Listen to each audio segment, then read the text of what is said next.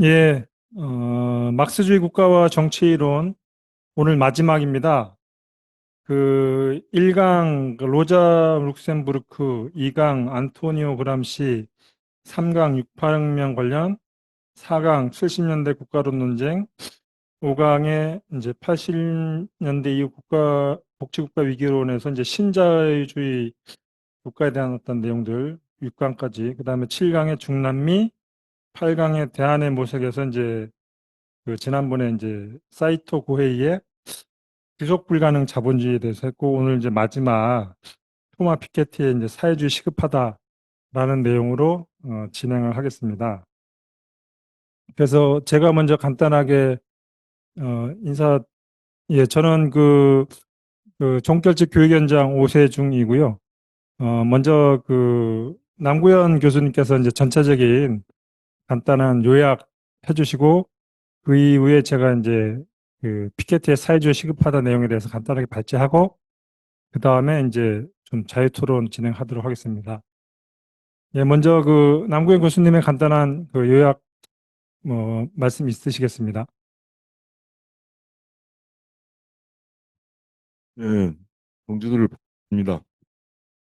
오늘이 이제 막스주의 국가와 정치, 계급의 정치 이거 가지고 크게 이제 3부로 해서 봤습니다. 첫 번째는 이제 막스하고 엥겔스 1세대, 그리고 두 번째가 스탈린, 로자, 그람시 이런 어, 레닌, 레닌 트로츠키, 타우츠키, 예, 2세대 그 스탈린까지 했고, 이 3부에서는 이제 68도 다뤘고, 남미에서 얘기되어진 21세기 사회주의 이런 것도 좀 들여다봤고, 그리고 자본주의가 신자유주의 이 시대를 맞으면서 한 지금 우리가 30년 정도 이제 신자유주의 이 시대인데, 지금은 그게 이제 그것도 무너지고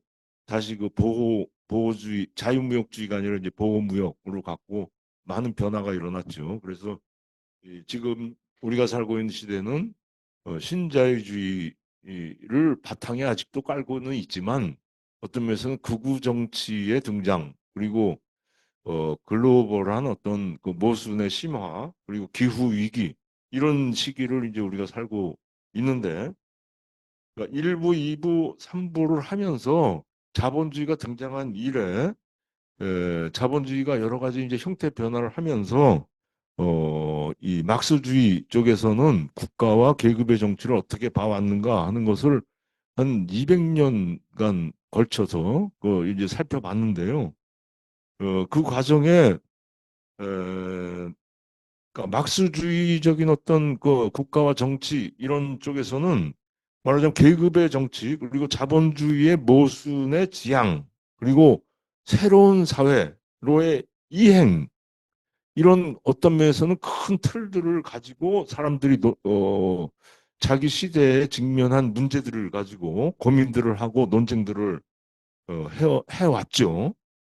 그런데 이제 지금 우리가 살고 있는 시기는 이제 신자유주의, 그리고 극우 정치의 부상 막 이런 과정에 어떤 면에서는 글로벌하게 이제 이 모순이 글로벌하게 이제 확장이 되면서 아주 심플하게 보면은 제가 쓴 논문 여기 띄워놓은 거 거기서도 제가 말씀드렸지만, 우리나라도 마찬가지고, 크게 보면은 불평등과 기후 위기, 이 두 가지 문제. 불평등은 어, 인간과 인간 사이의 문제라면, 기후위기는 인간과 자연의 문제. 이렇게 크게 두 축으로 압축되어 가지고 그 모순이 터져 나오고 있다. 거기까지는 뭐 이견을 다는 사람이 없는 것 같아요. 다들 그 두 가지 문제 가지고 고민들을 하고 있는 시대를 우리가 살고 있지 않은가라는 생각을 해보면서, 지난번하고 요번에는 지난번에 이제 사이토 고헤이의 지속 불가능 자본주의, 거기서는 기후 위기, 예, 이 두 개의 큰 축 중에 기후 위기와 관련돼서 문제를 제기하면서 탈성장 커뮤니즘을 대안으로 제시한 녹색주의 쪽에서의 그 입장을 우리가 이제 살펴봤다면, 오늘은 이 불평등 쪽에서 불평등의 문제를 어, 가장 이 광범위하게 자료도 정리하고 그러면서 문제 제기를 했던 토마 피케티의 사회주의 시급하다라는 책을 하나 이제 골라가지고 우리가 읽고 토론을 하려고 그러는데요. 이 피케티는 이 사회주의 시급하다, 이것이 이제 좀 더 최근에 나왔고 세계적으로 이름을 날리기 시작한 거는 21세기 자본이라는 책이죠.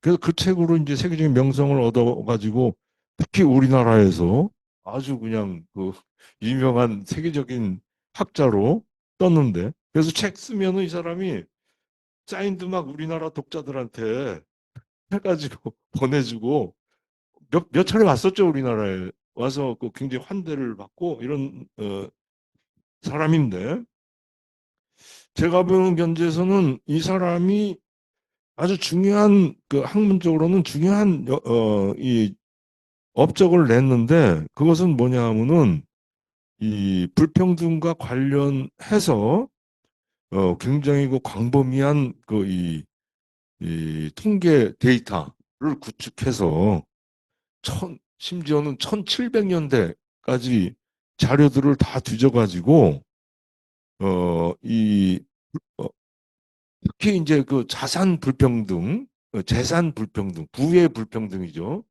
그쪽을 아주 굉장히 그 이 많은 그 이 자료들을 수집해가지고 정리를 했어요. 아주 그 뭐 그런 면에서는 이 사람만큼 이렇게 치밀하게 방대한 자료를 수집해가지고 그거를 얘기한 학자는 없었죠. 그러니까 그거 가지고 이제 명성을 날린 것이고, 말하자면 통계 자료를 가지고 불평등이 점점 세계적으로 심화됐는데 어떠한 과정을 거쳤는가. 그리고 이 자료들, 특히 이제 이 세금 낼 때 자료들 이런 거를 이제 주로 세금 낼 때 자료를 남겨놓고 이런 게 사실은 1700년대 말 정도부터 시작한 모양이에요. 그 전에 있는지 모르겠는데 하여튼 이 사람이 그러니까 그걸 뒤져낸 거죠. 그래서 점점 심화되었다. 아주 심플하게 얘기하면은. 그리고 전 세계적으로, 그러니까 선진국 자료들을 주로 다 조사를 했어요. 유럽하고 미국 중심으로 해서. 근데 아주 심플하게 얘기하면은 어, 역사가 진전되면서 점점 심화되었다는 거고, 그것이 예, 1800년대 말부터 시작해서 1970년 요때까지 정도는 이 불평등 지수가 좀 완화되거나 약간 지수가 낮아지거나, 그래서 불평등이 해소되는 과정도 있었고, 1980년 이후에 신자유주의가 등장하면서 다시 심화되었다. 두 번째가 그거고, 아주 심플하게 얘기하는 겁니다. 그 세 번째는 그게 이제 1800년대 말부터 1970년 정도까지 그러니까 불평등이 좀 완화된 나라들이 특히 유럽의 국가들이다라는 거예요. 유럽의 그 소위 그 이 사회국가, 복지국가 이런 것을 주도해 나간 나라들. 그래서 이 책에서도 그런 얘기들을 좀 앞부분에 살짝 정리해 놨는데, 그러면서 그 전형적인 사례로 독일하고 프랑스를 들고 있죠. 자, 이게 이제 이 사람의 전체적인 작업의 백미다. 이렇게 볼 수 있습니다. 그런데 이제 불평등이 약간 완화되는 시기가 왜 그렇게 됐느냐에 대해서는 저도 그쪽 공부를 계속 해온 사람으로서 이 사람의 주장에 동의를 하지 않습니다. 저 같은 경우는 1800년대 말에 노동자 운동이 거대하게 터져 나왔고 우리가 이제 1부, 2부에서 하면서 그것도 다 살펴봤어요, 사실은.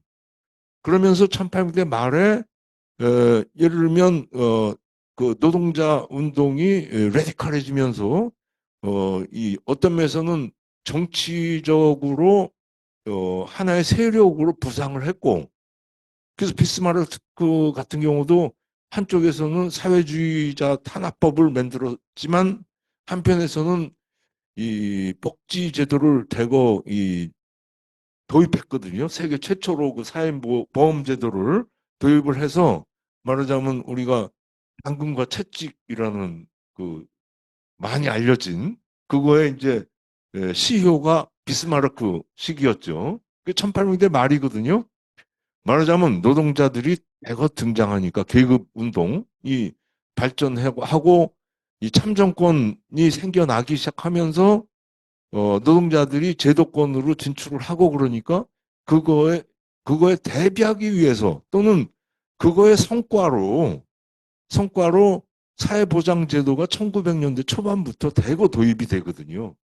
말하자면 자본주의 모순이 심화되면서 노동자 계급의 운동이 레디컬해지면서 그것에 일종의 성과로 등장한 측면이 말하자면 계급과 관련돼 있는 부분이 있다라고 저는 보는 거죠. 그리고 그 사이에 1900년대 전반기를 지나면서부터는 이제 양차 세계대전이 있었잖아요.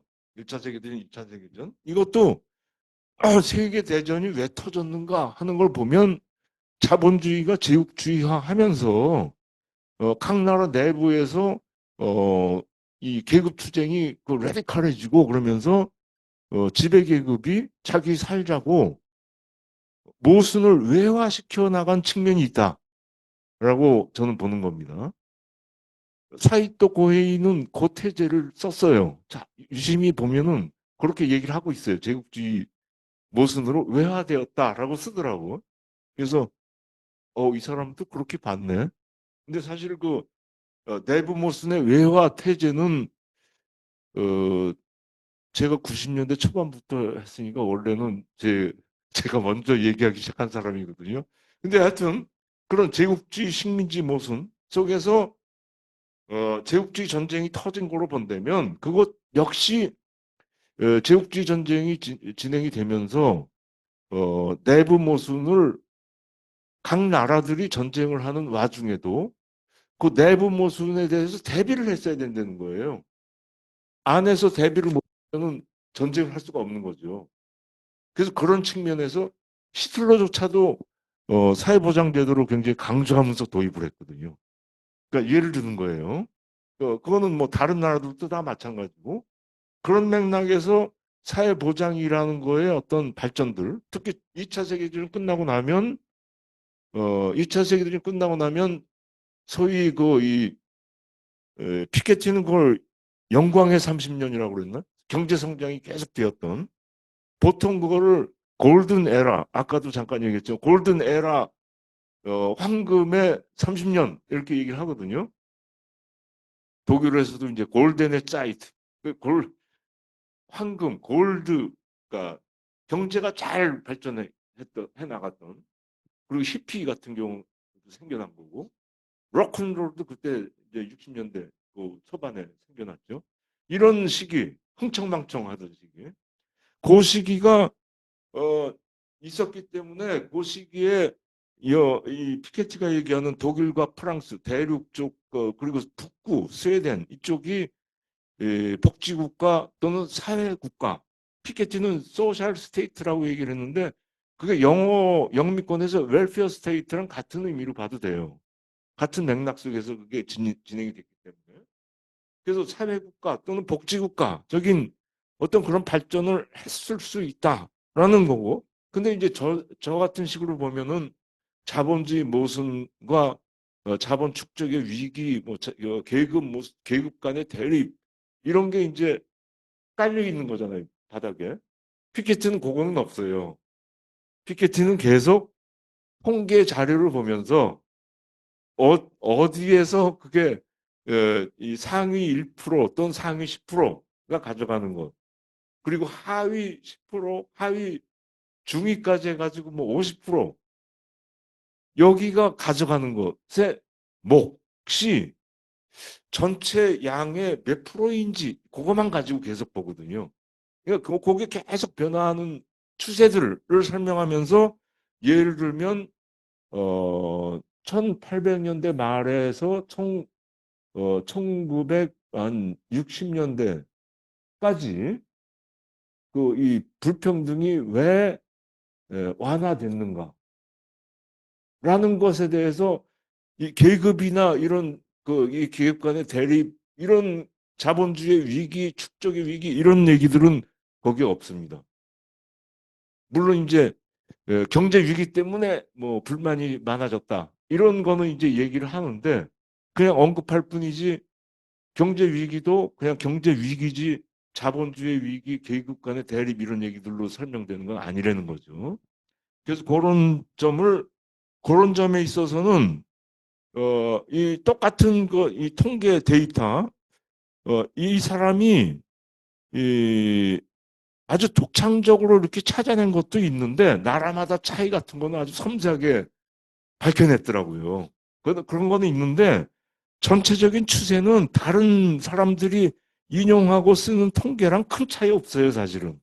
아까 얘기한 그 전세계적인 변화들 이런 거는 다들 똑같은 거를 보면서 해석은 할 수 있다라는 거를 이제 제가 좀 말씀드리고 싶은 지점이고요. 그 다음에 그 새로운 이 사람이 주장하는 거는 어떤 면에서는 전통적으로 이 사회민주주의 쪽에서 얘기하던 것을 좀 각색해가지고 얘기하는 측면에서 해석을 할 수 있다라는 생각이고, 제가 찾아낸 거는 좀 기존에 얘기되어지지 않던 얘기는 이 글로벌 자산세. 이거는 이 사람이 이, 이 사람이 말하자면은, 소득에 있어서의 불평등, 그리고 특히 이 세금을 내는 사람들의 부의 차이들, 그리고 그것에 대해서 그러니까 일종의 조세 정의를 확보를 해가지고 이 재산에 대해서 이제 누진세를 매긴다든지 상속세를 엄청 때린다든지 이런 조세 정의적인 측면에서 대응을 하면은 되는 거로 생각하는 말하자면 어 그러니까 자본주의적인 모순 그러니까 축적의 위기 이런 거를 본다기보다는 어떤 불평등의 문제로 접근을 하면서 그것을 해결하기 위해서 분배의 경제학, 이 조세를 걷어가지고 그거를 어, 공공적인 목적으로 사용을 함으로써 이 불평등을 낮추는 것을 해법으로 생각하는 이거는 막스하고 라살레 논쟁 1800년대 중반의 논쟁이죠. 그때부터 이게 같은 논쟁이거든요. 거의 200년 가까이 똑같은 동일한 논쟁을 하고 있는 거고 그런 면에서는 새로운 건 아닌데 글로벌하게 이 세금을 매겨서 글로벌하게 대응을 해보자. 지금 이 책에서도 글로벌한 어떤 세금 이런 국가 간의 협약에 의해서 이거를 이제 얘기를 하지만 가장 현실적으로는 유럽 차원에서 한번 해보자라는 얘기를 하고 있는 거예요. 지금 우리가 오늘 다루고 있는 책에서는 그런 데 있어서는 하여튼 민족 국가 단위를 넘어서서 글로벌하게 접근을 하는 거는 있다. 근데 그것도 글로벌하게 보는 것도 어 이미 이전에 토빈세 같은 거는 글로벌하게 세금 매기는 얘기를 한 거죠, 이미. 그러니까 이 투기 자본이 돈 벌어서 갈 때 거기에 그 세금을 매기자. 그걸 글로벌하게 한번 해보자. 이런 이 얘기들은 있었거든요. 그래서 이제 글로벌한 이 자산세, 맞아, 부유세를 글로벌하게 매기자. 이것도 요 사람이 새로이 얘기를 하긴 했지만 그 발상 자체가 아주 새로운 건 아니다. 이런 발상은 있었다라는 거고. 그래서 그런 맥락에서 좀 봐야 되지 않을까라는 생각입니다. 아무튼 이 책에서도 얘기를 했듯이 이 사람이 이제 자기가 사회주의 몰락하던 시기에 성장했다. 그래서 사회주의에 대해서는 자기가 얘기를 하는 게 상당히 그 이례적인 거다. 자기는 그 사회주의는 몰락한 거고 저게 문제가 한 거다라고 생각을 했지만은 지금 자본주의가 돌아가는 걸 보면서 자기가 이제는 이 책에서 이제 사회주의를 그 자본주의가 아닌 다른 체제를 얘기를 하게 된 것이다. 라고 지금 얘기를 하면서 이 사회주의 시급하다라는 얘기를 하고 있거든요. 그런데 이제 요게 그런 면에서는 이제 이 사람이 그 내부에서도 이제 이 달라지는 지점은 있다라는 생각이 들고 이전 저작 21세기 자본 그 책에서는 아까도 잠깐 말씀드렸지만은 사회국가 또는 복지국가 이것이 일종의 대안처럼 등장하거든요. 거기서는 근데 그 복지국가, 사회국가 얘기를 하면서 그 안에서 얘기하는 것들은 다 이 삼인주의나 그 이 복지를 전공하는 사람들이 얘기를 해오던 얘기들이에요. 그 내용은 새로운 게 없습니다. 근데 이 사람이 그걸 통계 자료를 방대하게 그 이 정리하면서 이 주장을 할 수 있는 어떤 근거를 강화시켰다, 섬세하게. 이런 측면은 있다고 하더라도 새로운 얘기는 아니었는데, 오늘 보려고 하는 이 사회주의 시급하다 이 책에서는 지난 저작하고 달리 이 반자본, 그러니까 자본주의는 안 된다라고 이제 천명을 한 거고, 그리고 이 반자본에서 끝나면 안 된다. 대안을 얘기를 해야 된다라고 하면서 이 사람이 얘기한 거는 이제 참여 사회주의죠. 참여 사회주의. 그래서 이제 그런 얘기를 하면서 그 내용으로는 뭐 공동 경영이라든지 뭐 기본 자산 제도라든지 뭐 등등 그리고 소셜 스테이트 얘기도 다시 반복하죠. 그리고 이 발제에서 이제 자세히 다룰 텐데 발제를 제가 아까 오면서 이렇게 봤는데 그러니까 유럽 의회 얘기는 빠지셨더라고요. 그래서 하여튼 유럽 의회 이게 이제 민족 국가를 넘어서는 어떤 그거를 얘기를 하는 측면 이런 게 있고 그 글로벌 자산세도 얘기를 하고 있고 하여튼 이런 측면에서는 이 자세한 내용은 이제 발제를 동지가 해줄 거고 그런데 하여튼 이런 얘기들을 하고 있기 때문에 에, 이게 뭐 완전히 새로운 얘기는 아니다. 그러나 지금 우리가 살고 있는 현실에서 터지는 여러 가지 그 쟁점들을 하고 이렇게 연결지어서 이 얘기를 하고 있기 때문에 그런 점에서는 이제 참고를 할 만하다라는 생각이 좀 들고요. 그 세부 내용은 이제 발제를 듣고 우리가 또 토론을 하겠습니다. 그런데 이제 시작하면서 제가 좀 말씀을 드렸듯이 우리가 1부, 2부, 3부 해가면서 이렇게 쫙 여러 가지 살펴봤는데 그 관점에서 본다면 뭐 여러 가지 이제 여기 이제 쟁점을 찾아낼 수 있지만 첫 번째로는 이 자본주의적인 어떤 생산이 가지고 있는 모순 그리고 계급 간의 대립, 계급의 정치 이거는 어떻게 해야 될 것인가라는 것과 관련해서 오늘 읽어볼 오늘 토론할 피케티의 관점은 좀 자본주의 아니고 참여 사회주의로 가야 된다라고 얘기는 하고 있지만 여기 얘기되어지는 많은 내용들은 자본주의 내에서의 해법으로 봐야 되지 않을까라는 생각이고 물론 이런 많은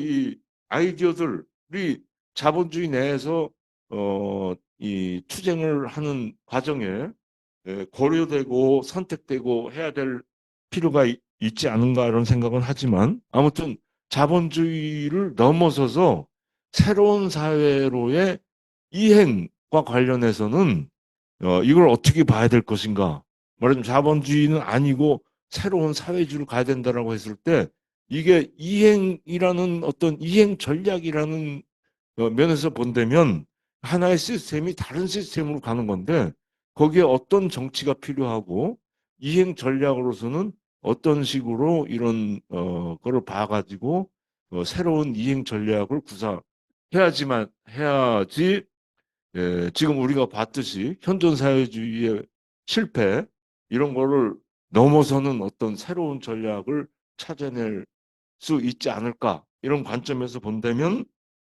이행의 관점에서는 이 피케티의 주장들을 어떻게 봐야 될 것인지 이런 문제가 있고 또 한 가지는 뭐 여러 가지 얘기들 할 수 있겠지만은 또 한 가지는 저번 달에 우리가 봤던 이 탈성장 커뮤니즘 이것과 관련해서 볼 때 이 탈성장이라고 붙여놨던 그 고해의 문제의식 그러니까 이 피케티는 탈성장 얘기까지는 안 하죠.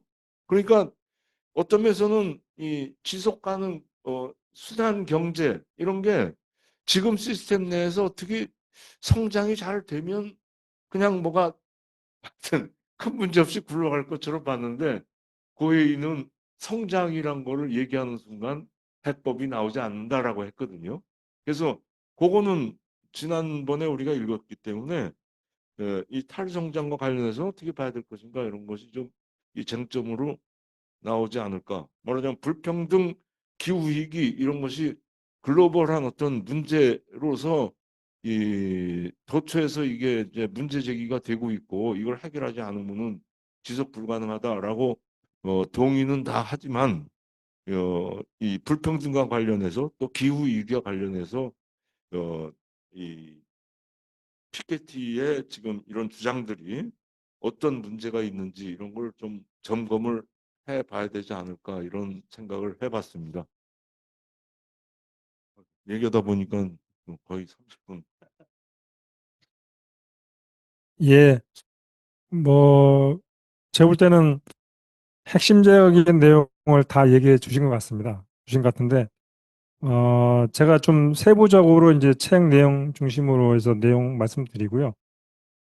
어, 책을 뭐 보신 분은 아시겠지만 제가 볼 때는 그 앞부분에 그 사회주의 시급하다라는 어떤 서론 내용이 그냥 다 핵심 내용이 다 들어가 있는 것 같고요. 그 다음에 이제 뒷부분들은 그 그냥 프랑스의 이제 내부 이제 상황들하고 이제 통계 자료 이제 중심으로 이제 지금 말씀하신 이제 어떤 불평등의 심화 그런 것들 얘기하고 그다음에 이제 죄송합니다. 제가 콧물이 자꾸 나서 그다음에 이제 유럽 의회 뭐 얘기 나오고 그런 것들이 이제 주로 이제 내용을 이루고 있습니다. 좀 세부적으로 살펴보면 이제 요거는 피케티가 이제 2016년부터 프랑스 일간지 르몽드의 기고한 칼럼들을 모아 정리한 이제 그 내용들이고요.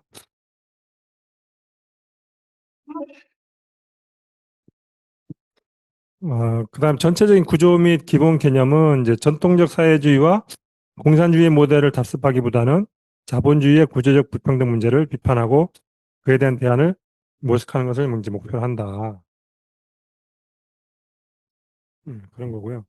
그다음 이제 피케티는 이제 단순히 자본주의의 폐해를 지적하는 데 머무르지 않고 제도적 개혁과 민주적 통제, 재분배 장치를 결합한 참여적 사회주의 혹은 이제 새로운 형태의 어, 사회주의를 제안하고 있습니다. 그래서 주요 주제들은 이제 불평등, 기본소득 또는 최소자산제도, 이제 교육의 평등, 권력구조의 민주화, 세계화와 환경 문제, 공공재와 복지 재구조 등이 포함되어 있습니다.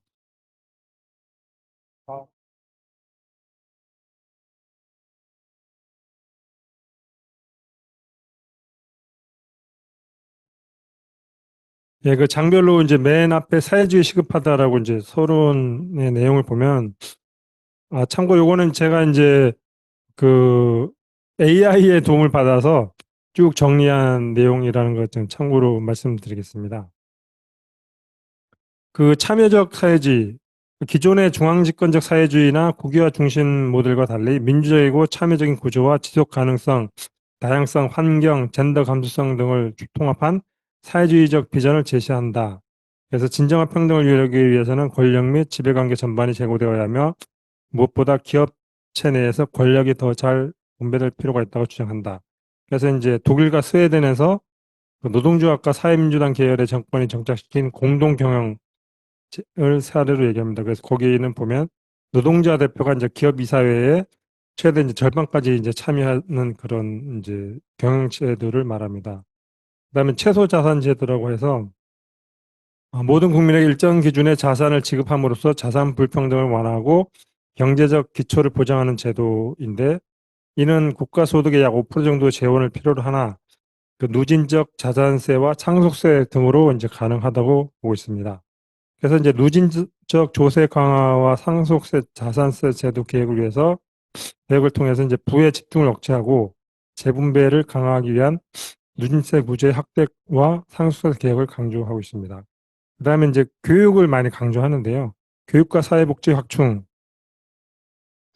공공교육 강화, 복지 확대를 통해서 기회 균등을 제도적으로 보장해야 한다고 주장하고 특히 이제 팬데믹 이후에 이제 공공부채 문제를 다루면서 이제 복지국가의 강화와 조세 정의, 공공투자의 재조정 등을 대안으로 제시합니다. 그러니까 여기 보면 팬데믹 할 때 엄청난 그 양적 그 저기 뭐 저거를 해서 여러 가지 해결을 하려고 하는데 그런 식으로 이제 복지국가나 이런 것들에 대해서도 통화 공급을 통해서 이제 할 수 있지 않냐 뭐 그런 얘기를 하더라고요. 그다음에 세계화의 재구성, 환경 중심 경제 체제에서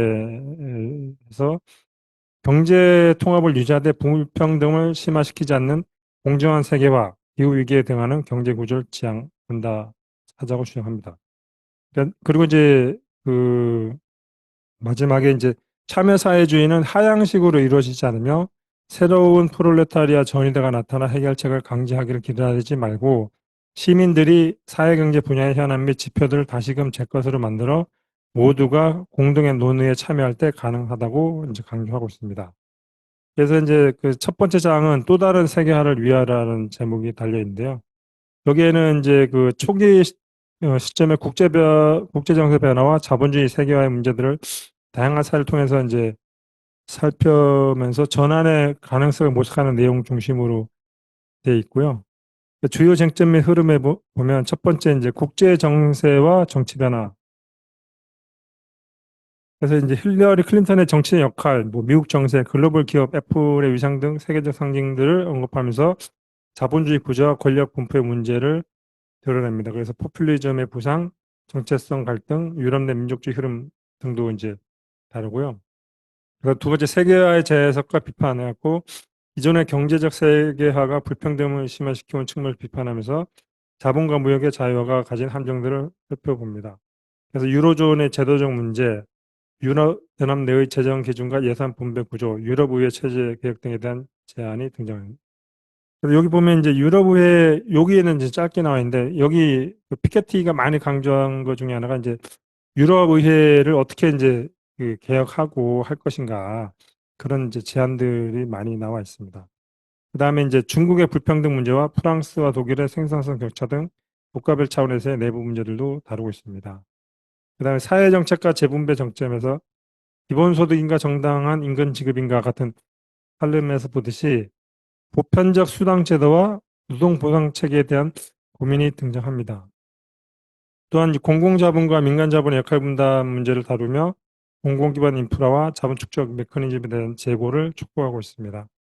그 다음에 제도 설계와 거버넌스 제안에서 유로존의 민주적 정부 구성, 유럽의회의 새로운 형태 모색 등이 주로 이제 많이 제안하고요.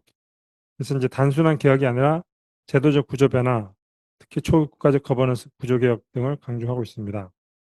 그다음 2장에 이제 어떠한 개혁이 필요한가에서는 구체적 개혁 과제들을 중심으로 이제 논의를 전개하는데 그 각국 특히 이제 프랑스 및 유럽의 현실을 사례로 어떤 개혁이 가능하고 필요한지를 탐구합니다. 그래서 개혁의 범위와 우선순위, 현실적 제약 등을 모두 고려하면서 피케티가 생각하는 실질적인 중간 기착지를 모색하는 내용입니다. 그래서 1번 이제 프랑스 및 유럽 내 불평등 진단과 개혁 방향. 프랑스의 소득 자산 불평등 구조 분석을 바탕으로 현재 정책이 어디에서 한계를 드러내는지 짚어보고, 그래서 이제 프랑스의 세제 제도, 사회복지 지출 구조, 물세 폐지 등의 정책 변화들이 갖는 영향을 이제 평가하고 있습니다.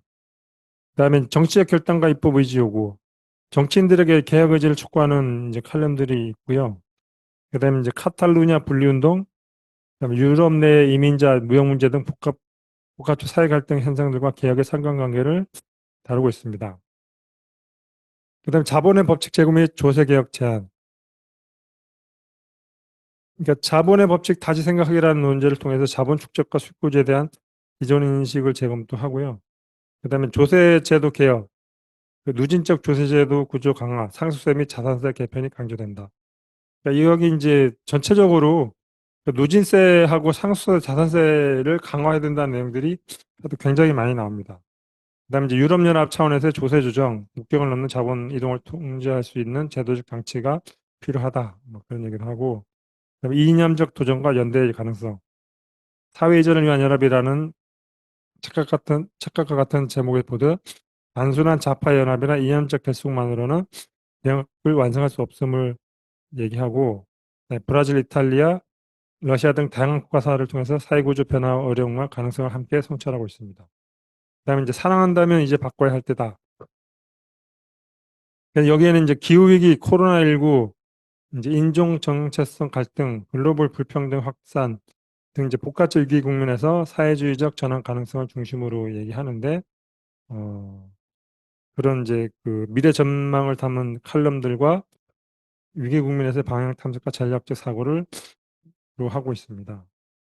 그래서 유럽 민주화 노란 적기 운동 해왔고, 유럽 내 민주주의 한계, 유럽 연합의 제도적 개혁 필요성, 조세 정의 등이 이제 노란 적기 운동 등 그 사회운동과 연결해서 분석하고 있고, 유럽을 사랑한다면 바꿀 때다 같은 내용에서는 이제 유럽 통합의 이상을 지속하려면 구조 개혁이 불가피하다고 얘기하고 있습니다. 그다음에 이제 부채, 금융위기, 코로나 대응, 그 1789년에 부채 기한, 코로나 시대 공공부채 문제 등을 다루면서 위기 국면에서 재정 정책, 복지 국가 역할의 확대 필요성을 강조하고 있고, 통화 공급, 재정 적자, 국가 부채 부담 완화를 위한 국제적 공조 또는 제도 설계 가능성도 얘기하고 있습니다. 그다음 환경 위기와 순환 경제에서 기후 변화, 자원 고갈, 지속 가능한 성장 제약 등을 중심으로 얘기하면서 이제 순환 경제 모델을 얘기하고 있고요. 그다음 경제 정의를 통해서 정체성 갈등을 극복하자는 관념도 얘기하고 있고, 환경 문제, 사회 경제 문제, 정체성 갈등, 그런 이제 복합적인 위기를 풀자라는 얘기도 하고 있습니다. 그다음에 이제 조세 정의, 복지 확대, 보편적 제도, 다양한 방식의 이제 보편 연금제 가능성과 공정한 퇴직연금 설계 방안 등을 얘기하고 있고, 유럽 조세 정의 실현, 초국가적 조세 제도 설계 등도 얘기하고, 인종주의나 이제 차별 문제 등도 얘기하면서 이제 다양한 정체성을 포용하는 사회구조의 중요성을 강조하고 있습니다.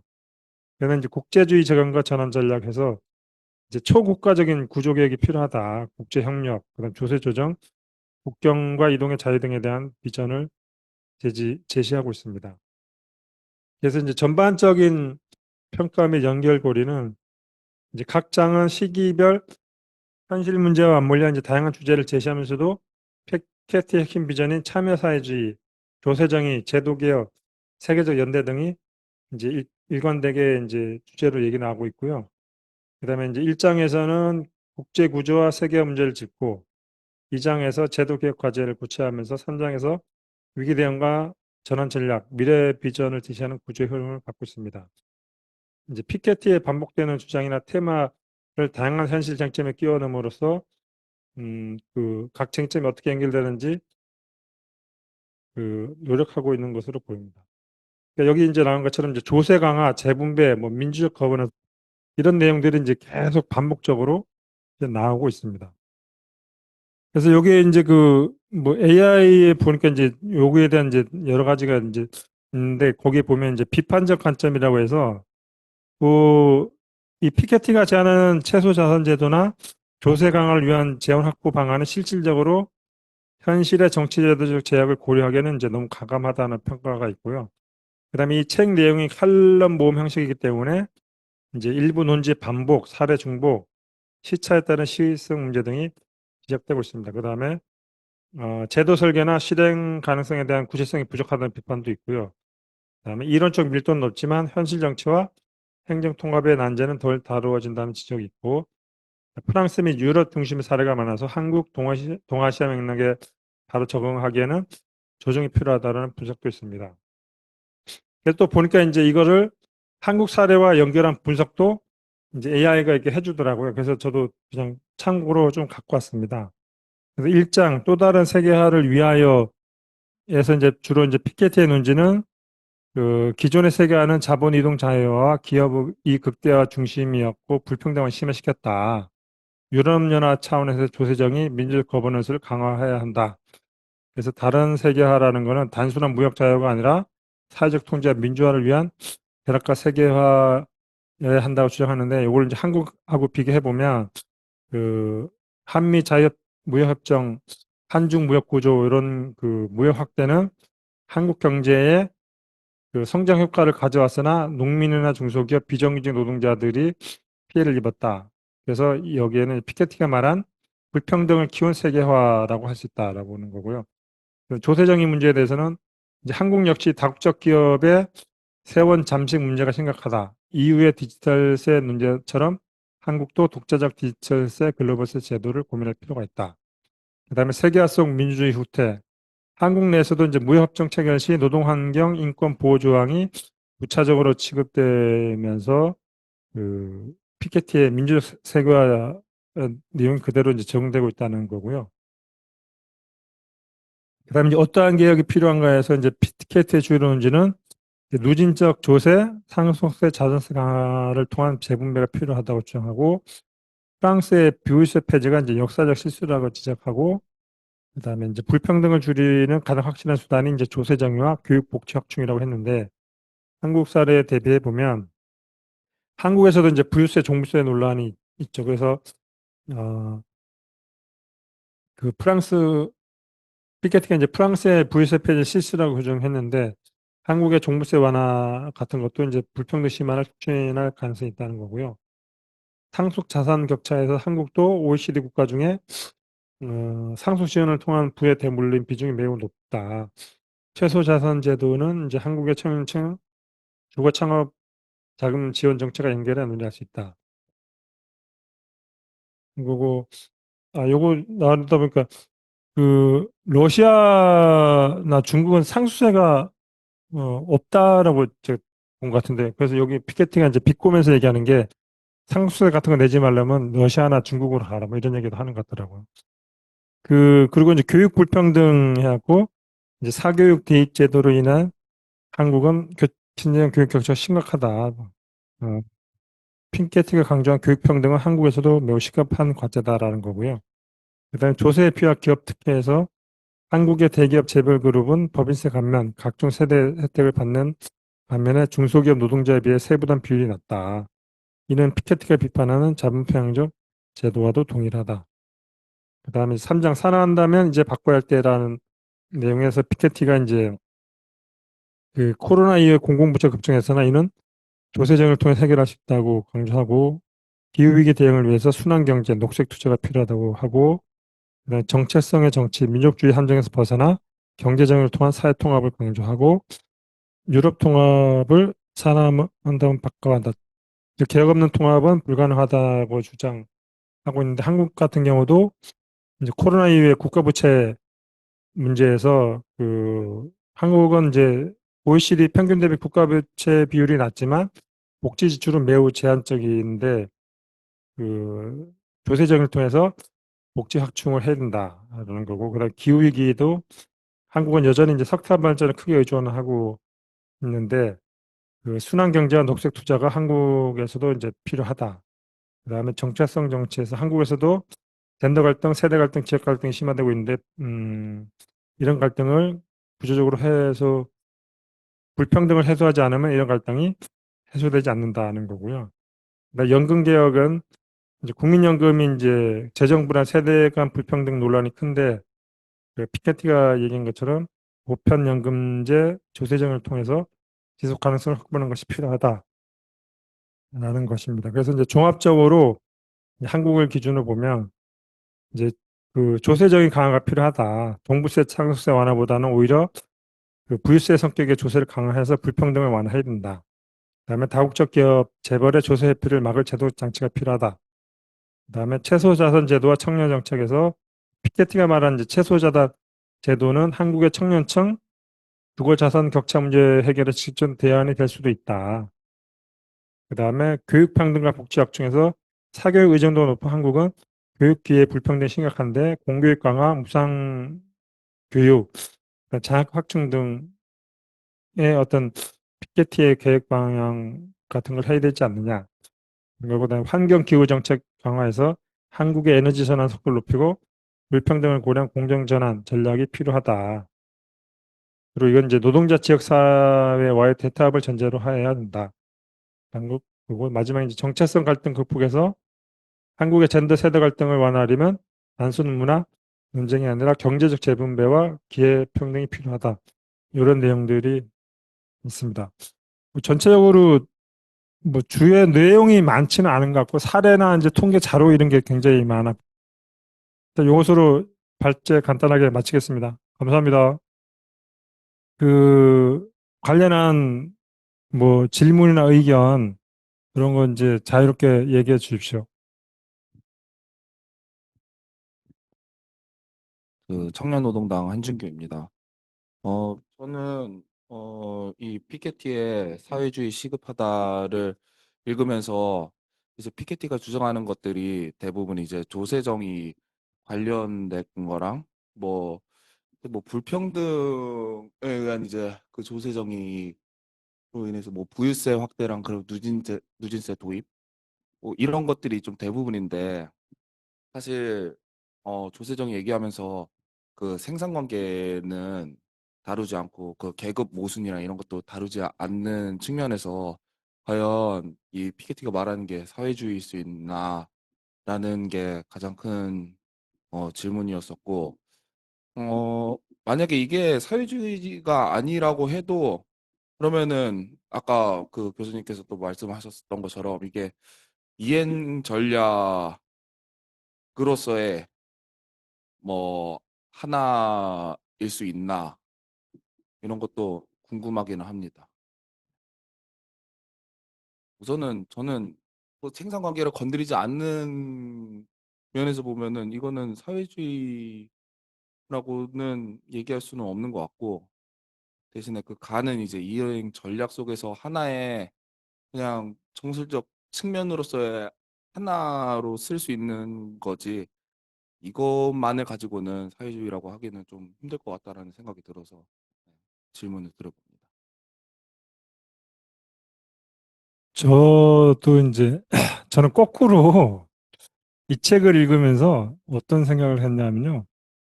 그러니까 우리가 예를 들어 추구하는 예를 들면 뭐 사회주의 정권, 사회주의 사회는 그럼 어떤 게 사회주의인가? 예를 들면은 이제 지금 뭐 중국 같은 경우는 중국 공산당이 본인들은 사회주의나 공산주의를 추구한다고 하는데 그들의 실제적인 정책들은 과연 그러한가? 거기는 좀 다시 한번 봐야겠죠. 상속세가 이제 없다고 얘기 이제 피케티가 막 비꼬듯이 이제 비판 얘기했는데 이제 그런 거라든지 지금 이제 여러 가지 이제 벌어지고 있는 중국에서 벌어지고 있는 어떤 내용들을 보면서 이게 과연 사회주의인가라는 의구심이 들 때가 있는데 그러니까 저는 그러면은 결국은 이제 사회주의냐 아니냐를 판단하는 건 결국은 그 정부나 정권이 어떤 정책을 시행하는가가 중요한 거 아닌가 이런 생각을 많이 했거든요.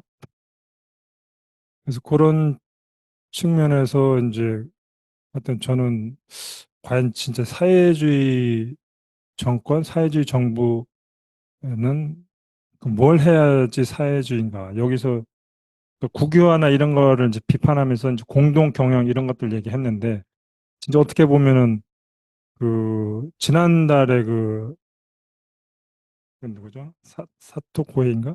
거기도 얘기한 것처럼 이제 그 진짜 생산 현장에서의 뭐 노동자들의 참여 이런 것들이 지금 굉장히 중요하다는 생각을 많이 하거든요.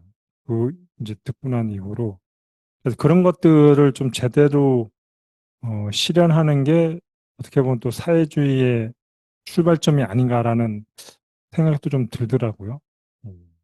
그 말씀하신 저도 이게 이 사람이 사회주의라고 얘기하는데 아니, 이 사람이 얘기하는 사회주의는 뭔가 하는 좀 의문점이 들긴 하면서도 또 한편으로는 여러분 우리가 보면 사회주의라고 하는 거는 진짜 진정한 사회주의는 어디서부터 이제 사회주의라고 말할 수 있는가라는 좀 의문점도 있더라고요.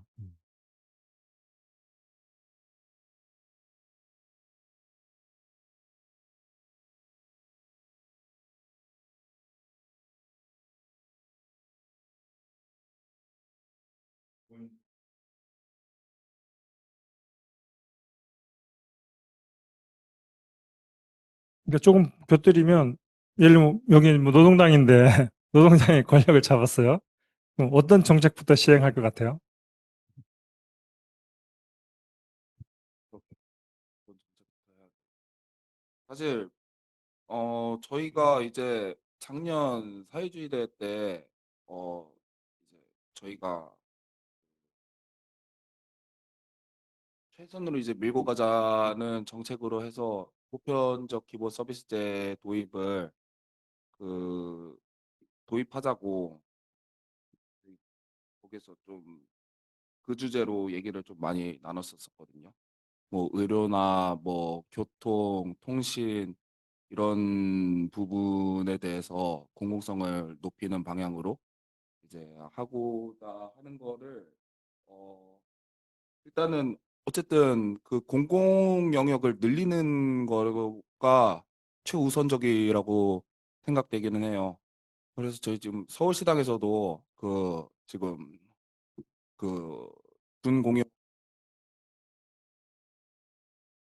그 마을버스를 그 공영화 시키는 그 운동을 이제 시작해가지고 서명 운동도 받고 이제 시작하고 있는데, 약간 어 사실 그 저희가 권력을 어 잡는다는 상상하는 게 쉽지가 않아서 일단은 저희가 할 수 있는 데서부터 시작을 하게 되냐면은 그런 좀 한 의제에 좀 포커스 해가지고 좀 집중적으로 할 수 있는 게 가장 좋다라고 생각을 합니다. 저도 뭐 저희가 정권을 잡으면 뭘 먼저 해야 되겠다 이런 거는 좀 생각을 해본 적이 없네요. 아니, 그러니까 지금 말씀하신 걸 들어보면 여기 피케티가 주장하는 거하고 솔직히 크게 다르지 않는 거 아닌가. 지금 노동당이 내거는 여러 가지 뭐 있지만 그것도 이제 크게 보면 이것도 불평등 좀 그 구조 없애고 뭐 그 뭐 교육 무상화, 교육 평등, 그다음에 권력 민주화, 뭐 기본 소득 이런 거 들어간지 모르겠지만 하여튼 뭐 어떻게 보면 뭐 좀 약간의 차이는 있지만 다 비슷한 내용들 아닌가. 예. 그럼 결국은 노동당에서 주장하는 거와 피케티가 주장하는 게가 뭐 세부적으로는 좀 다르지만 큰 틀에서는 비슷한 거고, 그러면 이것도 결국은 이 피케티가 주장하는 사회주의와 노동당이 추구하는 사회주의는 크게 다르지 않은가. 결국 뭐 사회주의라는 게 어떻게 보면 뭐 과연 자본주의와 사회주의를 구분하는 그 구분점이 뭔가 이런 거에 대한 좀 의문들이 생기더라고요. 뭐 혹시 온라인에 계신 분들 뭐 이런 여기에 대한 의견 있으시면 좀 주십시오. 저는 좀 이렇게 오늘 마지막에 이 피케티 책 보면서 저도 뭐 여러 가지 생각해 봤는데 이 책 말고도 저기 21세기 자본 그 이윤가에서 아까 말씀하신 여러 가지 쟁점들에 대해서 다양한 연구자들이 뭐 환경 문제, 젠더 문제 이런 문제를 가지고 또 책에 묶어 있는 게 좀 있더라고요. 그러니까 음 저는 이게 피케티 책 보면서 한 가지 느낀 건 뭐냐면은 피케티는 어떻게 보면은 하나의 이론을 제기하기보다는 하나의 그냥 이론 운동을 다른 방식으로 하고 있지 않나. 그래서 PKT 하고 있는 게 이제 지금 각 나라들의 내가 알기에는 여러 가지 나라들에서 PKT의 이런 흐름 속에서 자기 그 각국의 이런 것들을 다시 자료들을 모으고 통계하는 작업들을 좀 많이 하고 있는 것 같아요. 그게 이제 이 지역적으로는 오히려 전 지구적으로 그런 것들을 어떠니까 입장은 두 번째 치고 그런 거를 해나가고 있다는 생각이 들고 또 하나는 사실 내용적으로 놓고 보더라도 그 PKT가 처음에 21세 자본 쓴 거랑 지금 사회 시급한 거랑 또 그 이후에 논쟁거리 보면은 사실 제기했던 문제들에 대해서 다 다루고 있거든요. 그러니까 제가 보기엔 기본적으로 저는 어떻게 보냐면은 PKT를 원래 처음에 얘기해서 자기는 막시주의자가 아니다. 그렇기 때문에 21세 자본이나 썼던 건데 그럼에도 불구하고 아까 이제 되게 말씀하셨지만은 그동안 근데 제가 보기에는 오히려 그 신자파 운동들의 한계가들이 있잖아요. 신자파 운동들이 각각의 이제 이슈 젠더나 여러 환경이나 이런 이슈들에 대해서 하는데 이것들이 사회 구조적인 측면에서 고 이게 맥락을 가지고 이게 이렇게 이해하거나 그것 속에서 풀어내지 못할 한계들이 있는데 오히려 그런 점에 있어서 PKT가 오히려 기존 신자파 운동들의 이 한계들 속에서 좀 사회 구조적인 측면에 접근하고 있고 그런 측면에서 이제 진전하고 있는가라는 생각이 들고요. 저 그런 측면에서 좀 저는 이제 피케티 이런 작업들 보면서 좀 어쨌든 새롭다 이런 생각이 들면서 저 고민은 이런 거예요, 사실. 그러면서 피케티가 아까 말씀한 것처럼 일관되게 피케티는 부정하고 있는 거는 사실 기존 해왔던 그 어쨌든 PT 독재 국유와 이태제에 대해서는 동의하지 않는 거거든요. 그럼 거기에 동의하는 사람들은 그러면 현실의 문제에 대해서 지금 뭘 하고 있는지 그러면 피케티한테 왜 그 문제에 대해서 동의하지 않냐고 물으면 그건 의미가 없는 얘기인 거잖아요. 피케티가 제기하고 있는 불평등 문제들에 대해서 그럼 그것들에 대해서 그런 것들에 태제 아직까지 가지고 있는 사람들 그 문제에 대해서 어떻게 보고 이런 좀 이게 필요하지 않을까라는 생각이 들고 그러면서 뭐 이제 저도 얼마 좀 됐죠. 이미 작년 넘어갔고 그 조동문 교수님도 피케티 관련해서 그 책을 내셨잖아요. 그러니까 조동문 교수님은 오히려 피케티 이런 작업들에 대해서 한국 사회 문제를 보면서 오히려 한국 지금 문제는 그러니까 아까 얘기한 대로 정치 지형으로 놓고 보면은 노동자들이 굉장히 보수화되고 있는 그러면서 포퓰리즘들이 형성이 이런 것들 속에서 그 후퇴되는 것들을 결국은 그 조동문 교수님 이데올로기 문제로 보시는 거잖아요. 그래갖고 오히려 한국 사회에서 그 이데올로기 지형들을 강화하기 위한 뭐 작업들을 본인은 하시겠다 이런 말씀을 하시던데 그런 것처럼 제가 보기에는 이제 피케티와 관련해서 제가 보기에는 이게 기존에 좀 옥소독산 어떠한 그 사회주의자의 입장에서 사실 진행된 작업들이 아니기 때문에 오히려 왜 사회주의자가 아니냐라고 묻는 건 좀 의미 없는 것 같고 본인이 옥소독산 사회주의가 아니다는 사람이 현실의 문제에 대해서 이렇게 나름대로 저기 뭐 이런 작업하고 이런 흐름들을 만들어가는 데 대해서 우리는 어떻게 볼 거고 그 각각의 제기한 것에 대해서 우리들은 좀 어떻게 판단할 건가라는 문제가 있는데 근데 현실적으로 놓고 보면 PKT가 제기한 문제에 대해서 기존에 옥소독하게 이렇게 우리 원칙적인 수준에서 말씀하시는 분들도 구체적으로 PKT가 얘기하는 거는 구체적인 현실에 있어갖고 그 대중들 어쨌든 현실적으로 그것들에 대해 끊임없이 얘기를 할 수 있고 할 수 있는 그런 구체적인 것이 있어야 된다고 얘기하는데 그 점에 대해서 사실 오히려 비어 있는 게 더 고민 아닌가 좀 저는 그런 생각이 들더라고요. 그래서 오히려 이렇게 뭐 피케티가 맞다 안 맞다 이런 것보다는 오히려 피케티가 왜 이런 얘기를 했고 이런 맥락에 대해서 이해하고 그럼 피케티가 제기하고 있는 문제들은 사실 다 알고 있는 거거든요. 저도 사실 20년 전에 한번 작업을 해봤어요. 어렸을 때. 데이터를 거는데 이게 누구나 쉽게 하면서 피케티 했던 이게 끊임없이 이 불평등이 강화되고 이런 거는 조금만 해보면 다 아까 말씀하셨지만은 나올 수 있는 데이터고 근데 왜 그게 그동안에 우리들이 그런 걸 알고 있었음에도 불구하고 이것들을 설득을 하고 이것들을 대안으로 만들어가지 못했던가라는 오히려 그런 측면에서 고민을 좀 해보는 거고 그러니까 그러면서 점점 그럼에도 불구하고 사회가 이제 신자유주의로 끝나갔지만은 보수화되고 있는 상황 속에서 그 나름대로 PKT의 그런 생각을 가진 사람은 그런 시도를 좀 하고 있는 상황이 아닌가 저는 그 정도 좀 고민이 있고 사실 저는 제일 큰 고민이 뭐냐면은 PKT도 사실 그 얘기도 인정하는 게 PKT가 이제 AI 나오면서 이후에 소위 말해서 지금 플랫폼 노동 등등 해갖고 이런 노동 자체가 변화되는 지형 속에서 그런 PKT도 그거 인정하잖아요. PKT 재분배 문제, 저 뭐 세금 많이 얘기하지만 사실 본질적인 건 분배 문제라는 걸 PKT도 인정을 해요. 그리고 사실 그거는 노동조 주체들이 그 싸워서 자신의 권리를 이렇게 확보하는 수밖에 없다는 걸 인정하는데 결국은 주체들을 어떻게 그 모아내고 그들이 어떻게 스스로 싸우고 조직될 것인가 이런 점에 있어서는 사실 우리가 답해야 되는데 그럼 오히려 피켓티가 이런 거 있을 때 우리가 그런 것들에 대해서 답할 수 있어야지 사실 이게 전체적으로 좀 의미 있게 진행될 수 있는데 오히려 그런 점에 있어서는 뭐 저거보다는 이게 오히려 좀 고민이 아직까지 이게 좀 전망이 안 보이고 운동의 현실화 좀 못 시키는 게 지금 참 고민이다. 좀 그 정도 저는 PKT 관련해서 쭉 오래된 건 아니죠. 최근에 논쟁인데 이것들 보면서 좀 나름대로 적어두는 생각이었습니다.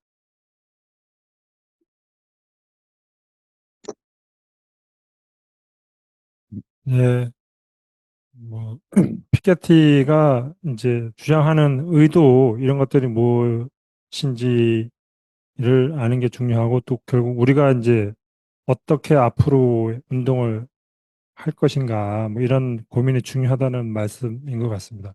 또 다른 분, 뭐, 의견 있으신가요?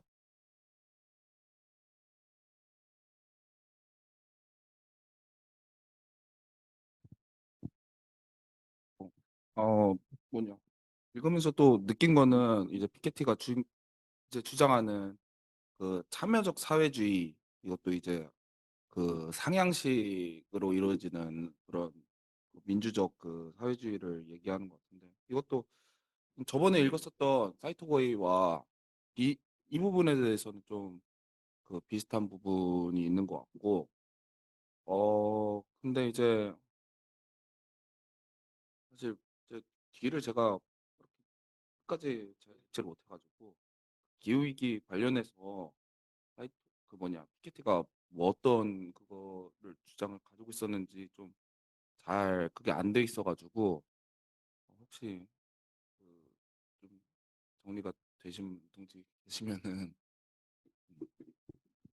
어, 그 피케티가 기후위기 관련해서 뭐 어떤 기후위기 관련해서 뭐 특별히 기억나는 내용 없고요. 하여튼 피케티 주장은 기후위기나 이런 것들도 근본적으로 이제 불평등한 거를 좀 없애야지 뭐 그런 문제들도 해결되는 거다. 뭐 그런 논조라고 좀 저는 기억이 되거든요. 그러니까 여기 하여튼 피케티 주장은 계속 재조정하는 게 불평등 없애야 된다. 그 다음에 이제 교육 투자, 이런 교육이 되게 중요하다.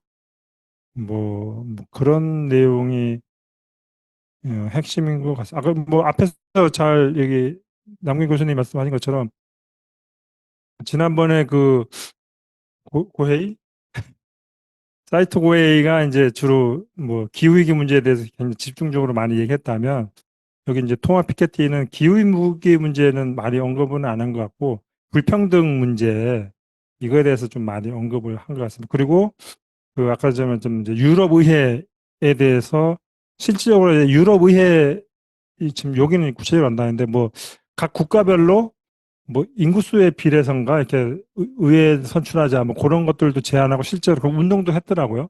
했는데 그런 것도 연장선에서 이 뒷부분에 가면 제가 명칭이 생각 안 나는데 뭐 세계적으로도 그런 어떤 의회 전 세계의 의회를 하듯 전 세계를 뭔가 할 수 있는 의회 같은 걸 구성하자 이런 제안도 뒤에 했던 것 같아요.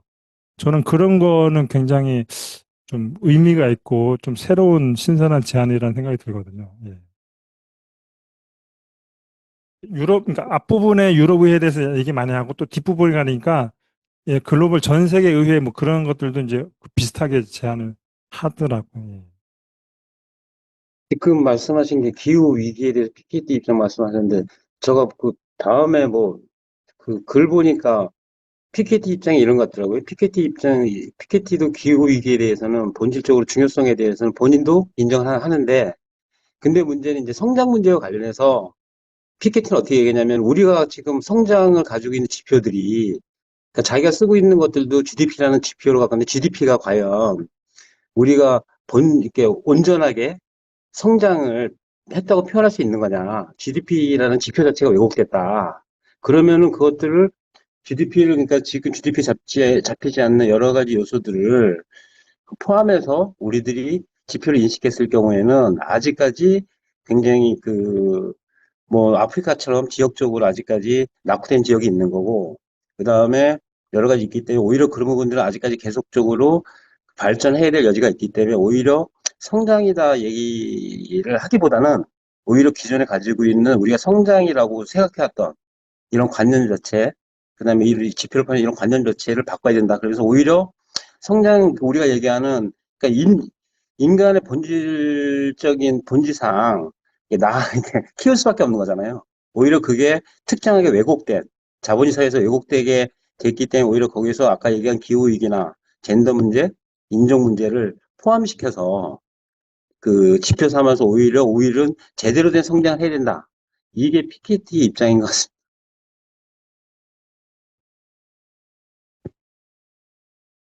그렇다고 제가 피케티 주의자는 아니고요. 보니까 그렇게 얘기를 하고 있더라고요.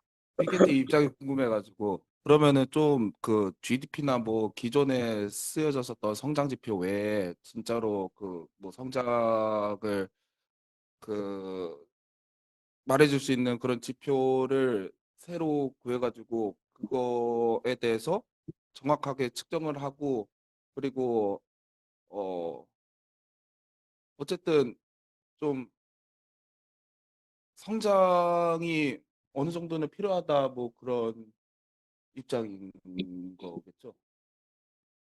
그러니까 성장이다 아니다 얘기하는 것 자체를 피케티하고 논쟁하는 그 지면에서 보면 이렇게 얘기를 하더라고요. 그러니까 성장이다 아니다 얘기하는 게 기존에 우리가 가지고 있는 성장이라는 개념, 측정하고 있는 현재 이것 자체가 문제가 있다. 지금 상황은 오히려 그러니까 불균등이 제대로 된 성장을 가로막고 있는 상황이다라고 얘기하는 거고, 그럼 우리가 본 진정한 성장이라고 했을 때는 그러니까 불평등이 아니라 오히려 이게 균등이라는 표현하기 뭐한데 어쨌든 평등한 것들이 그러니까 기후나 인종 그다음에 이런 문제들을 이런 것들이 제대로 어쨌든 이게 아우러지는 그러한 것을 봤을 때 아직까지 그러니까 그런 지표를 봤을 때 이게 지금의 인기치에 있는지 아닌지는 누구도 판단할 수 없다. 그런 거, 그러니까 기존의 방식의 한계는 분명히 있다. 그래서 그러면은 그런 것들을 감안해서 우리들이 그러니까 성장을 해야 된다가 아니라 그런 것 세상을 다시 봐야 되고 거기에서 재구성을 해봐야 된다 정도가 입장인 것 같고 지금 말씀하신 것처럼 사실 근데 GDP 관련된 논쟁은 수많이 있었고 내가 알기에는 유엔 기구에서도 GDP 대체 하는 여러 가지를 갖고 사실 제안도 하고 그걸로 분석도 하는 지표들도 있죠. 지표들도 있고 여러 가지는 있는데, 그러니까 우리가 사실 그런 여러 가지 논의들이 있었는데 그런 것들에 대해서 관심이 없거나 그것들이 보편화되지 않은 상황인 거고요. 그런 측면은 좀 있는 것 같습니다.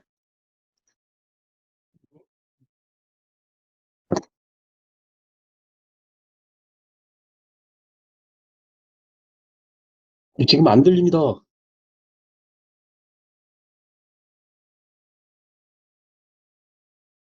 그 저작들을 보면 이게 전부 일단은 화폐 형태로 표현된 것을 잡아낸 거잖아요, 말하자면. 그러니까 성장 개념도 GDP, 뭐 GNP 이런 개념이고 그것을 불평등하다 아니다 뭐 이렇게 잡는 것도 전부 화폐 형태로 이미 표현된 것. 그래서 소득 얼마고 그것을 세금을 몇 프로냐 70 몇 프로다 이렇게 해가지고 하여튼 전부 화폐 형태로 이미 표현된 거를 비례적으로 포착해가지고 분석한 것이거든요. 말하자면 모든 저작이 그래요. 그래서 여기서 잡히지 않는 것들이 있기 때문에 그 부분을 자기도 이제 이렇게 열어놓았다라고 얘기를 하신 거고. 근데 아무튼 이 저작에서는 전부 이 화폐 형태로 포착된 그것도 불평등한 어떤 비례에 대한 지적 이것이죠 말하자면. 그래서 그거를 평등하게 해야 되는 것 아니냐라는 주장이기 때문에 거기서 포착되지 않는 부분이 많이 있는 거고 이 어떤 그리고 여성주의 문제라든지 이 녹색주의의 문제 이런 것도 이 사람이 다루고는 있는데 여성주의도 여기에 이제 쓴 거 보면 뭐 상위 1%의 남자가 몇 명, 여자가 몇 명. 근데 그게 이제 남자가 많다. 이런 거거든요. 상위 10%. 또 하위에는 남자가 많은지 여자가 많은지. 이런 거로 이제 분석을 했는데 그런 면에서는 그러니까 피케티가 접근하는 자기의 그 이론과 데이터를 구축하는 방식 자체가 그 양적인 어떤 비례 문제 그리고 불평등 이런 거로 접근을 하고 있기 때문에 그거는 이제 여성주의 문제도 그렇고 공동 경영도 그래요. 이 사회에 그러니까 주주가 반, 직원이 반 이렇게 반반으로 이렇게 이 사회를 구성하면은 그게 이제 그 사례로 뭐 스웨덴이나 독일 이런 예를 들면서 어디가 더 많고 적고 뭐 3분의 1이고 2분의 1이고 이렇게 이제 양적인 비례 문제로 접근을 하고 있거든요. 그런데 그런 접근이 이제 가지고 있는 한계는 분명히 우리가 쉽게 얘기하면은 어, 예를 들면 그러면 남녀 평등의 문제 피케티식의 접근이면은 상위 1%에 남자 50% 여자 50% 10%에도 50% 50% 하위 10%에 또 남성 여성이 50% 50% 이러면은 남녀가 평등한 건지 이런 거꾸로 질문이 될 수 있다는 거죠. 그래서 그건 공동 경영도 마찬가지. 예를 들면은 독일의 그 공동 결정제도 보면 노사 동수 위원회 만들어서 거기서 같이 결정한다. 그러나 위원장은 사측이 맡고 노사 동수 결정이 안 날 때는 사측에서 결정한다. 이렇게 돼 있거든요.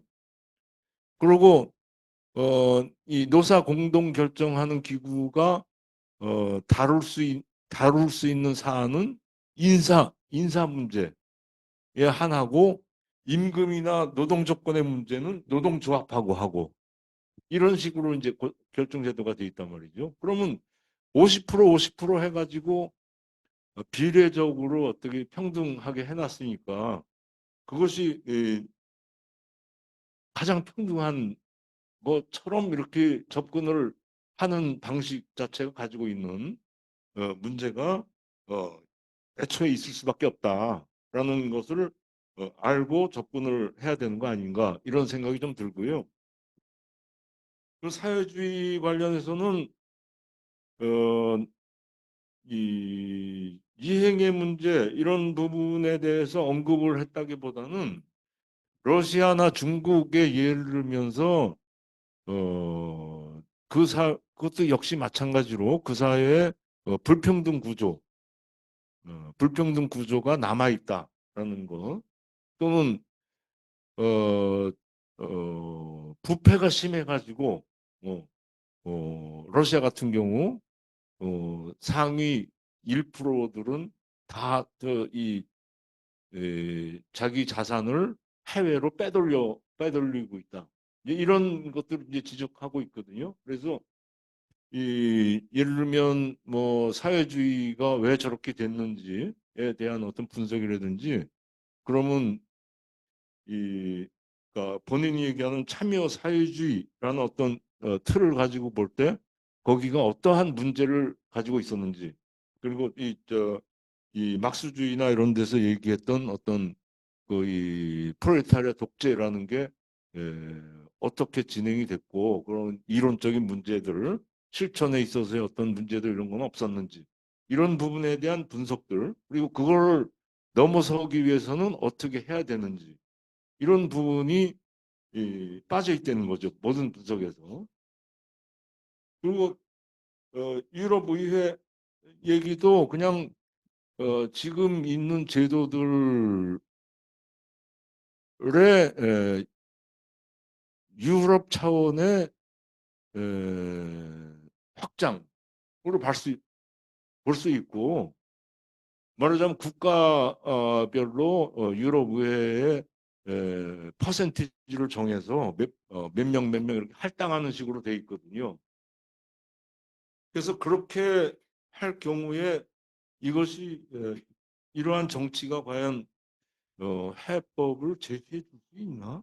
지금 왜냐하면 독일, 프랑스 뭐 이런 각 나라 내부에 내부의 모순이 각 나라가 가지고 있는 어떤 정치적인 제도나 이게 잘 풀리지 않으니까, 예를 들면 뭐 지금 뭐 총파업이 있다든지 뭐 지금 프랑스에서 다시 그 비슷한 사태들이 벌어지고 있잖아요. 이런 것들이 벌어지고 있는데, 그런 거는 이런 것들이 각 나라 내부에서 해결되지 않는데, 그것을 유럽 차원으로 또 퍼센티지를 나눠서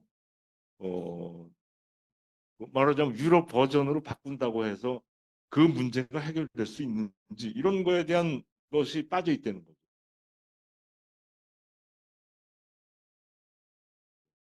그래서 그런 점을 이제 지적하는 거죠. 그러면 피케티는 이런 얘기들을 했는데, 당신들은 거기에 대해서 그런 피케티 말고 뭐 다른 어떤 대안을 가지고 있는가, 이런 어떤 면에서는 피케티가 피케티 틀 속에서 답을 내놔라라고 얘기하는 거는 사실은 어, 정확한 비판이 될 수 없다라는 데 있어서는 동의를 합니다. 근데 그런 피케티의 틀 내에서 그 피케티가 답을 해라라고 얘기를 한다기보다는 피케티의 접근이 가지고 있는 어떤 한계들을 알고 그거를 넘어서려고 하는 시도는 해야 되지 않는가 라는 생각을 좀 하고요.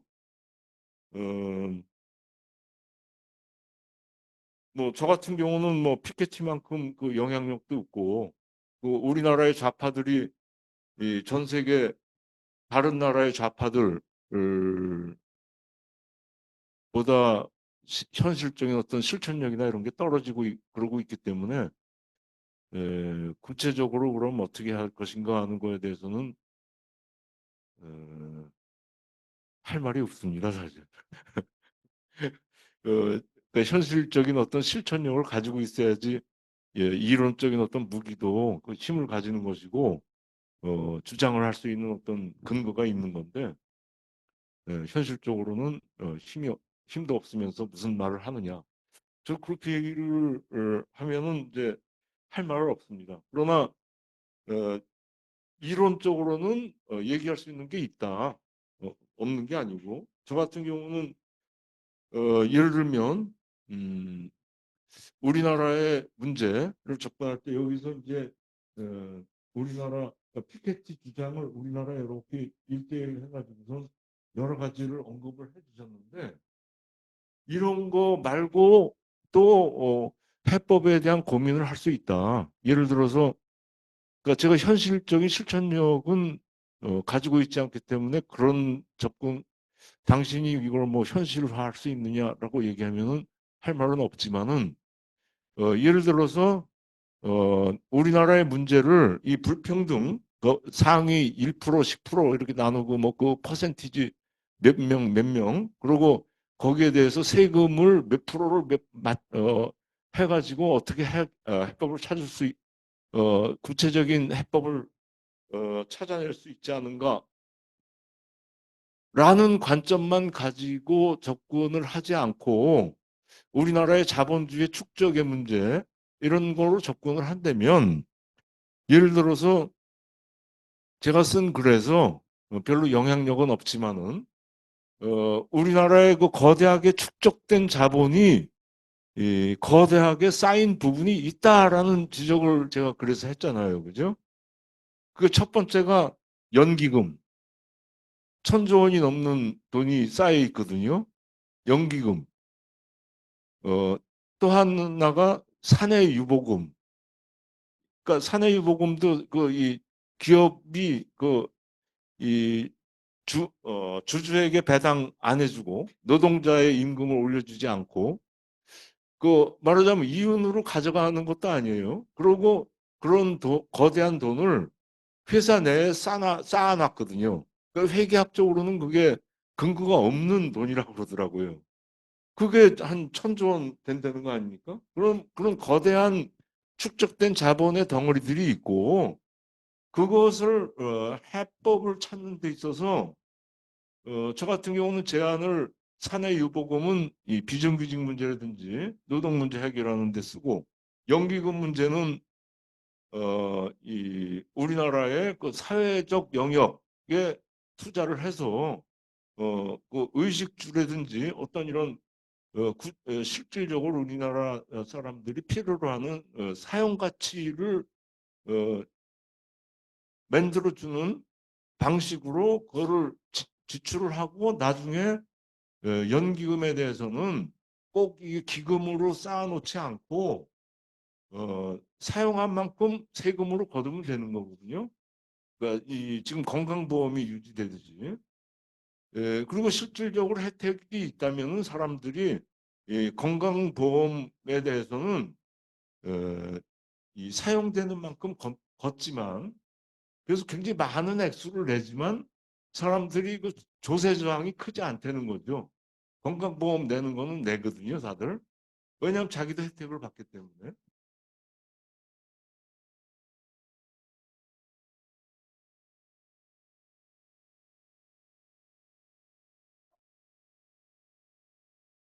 다시 소리가 안 들립니다.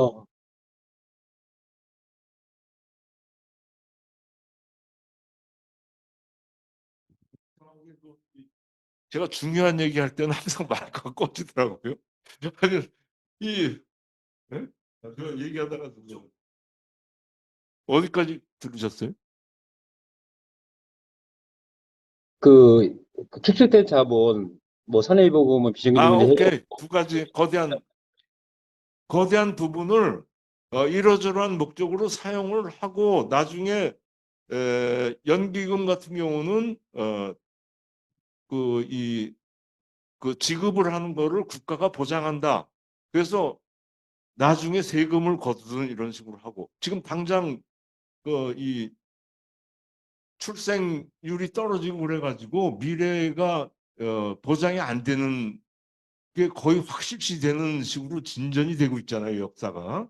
그런 경우에 젊은이들이 이 비정규직에서 벗어나고 실질적으로 그 자식을 교육, 의료 이런 이 양육을 하는 비용들 이런 게 보장이 안 되기 때문에 출생률이 떨어지고 이런 문제들을 해결을 해주고 노인들이 받는 연기금 이거를 빨리 그걸 그냥 비축해 놓고 있는 게 아니라 젊은 사람들에게 쓰자는 얘기죠. 이런 대안들을 가지고 얘기를 했었거든요.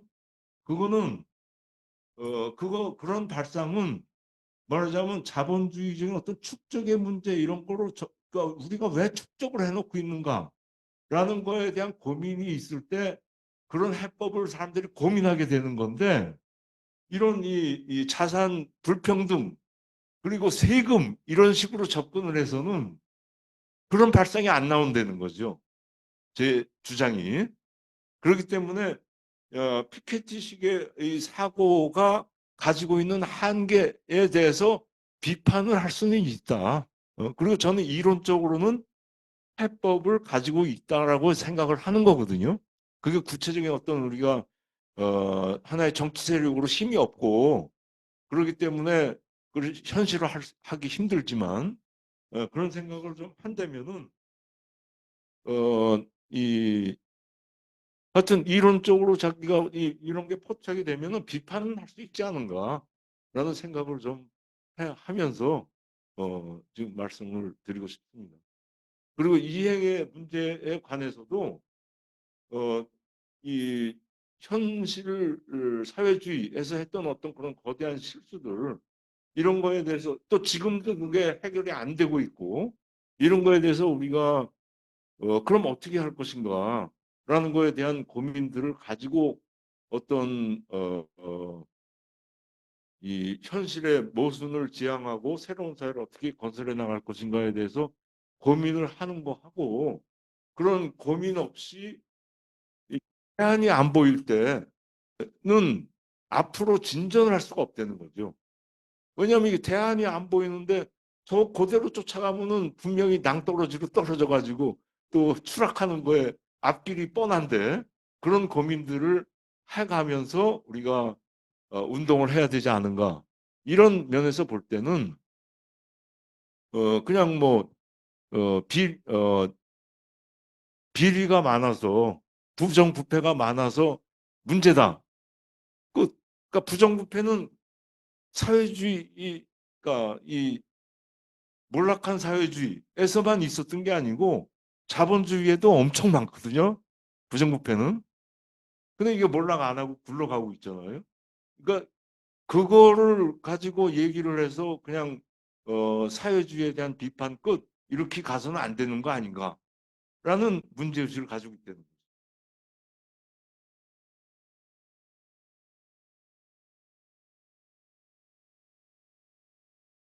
저도 지금 교수님 말씀하신 거 들으면서, 아, 이거 그냥 옳다 그래도 떠나서 그런 게 끊임없이 좀 구체적으로 얘기되고 논의되고 하는 게 정말 절박하게 필요한 게, 사실 지금 문제는 우리 민주노총 할 때 맨날 민주노총 집행부 뭐 비판하면서 왜 총파업 안 하냐 맨날 얘기하는데, 현장에 적어본 상태 지금 그렇지 않거든요. 실질적으로 적어보기에도 현재 엄청나게 보수할 필요는 어쩔지 모르겠지만은 굉장히 가라앉아 있어요.